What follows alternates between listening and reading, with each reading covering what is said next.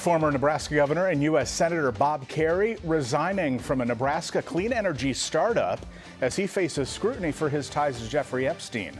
Justice Department records show Kerrey met with Epstein twice in 2013. The meetings were 5 years after Epstein was convicted for prostitution of a minor. Kerrey is not accused of criminal wrongdoing. President Trump preparing to deliver the State of the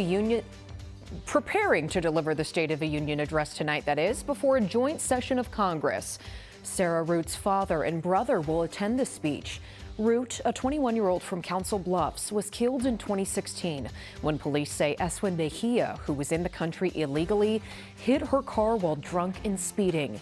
Mejia was sentenced to 20 years in prison earlier this month.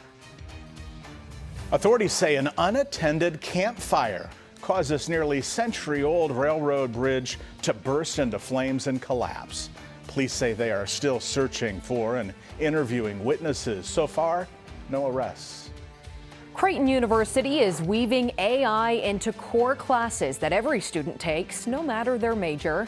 The curriculum does vary based on academic focus, but from philosophy to exercise science, they're working it in.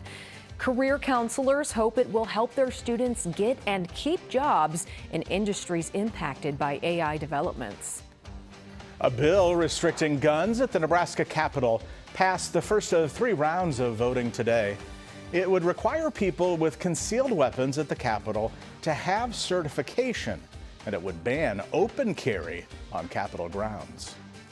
4 years ago today, the largest war in Europe since World War II started in Ukraine. After months of U.S.-led negotiations, there is little progress on key sticking points in peace talks with Russia.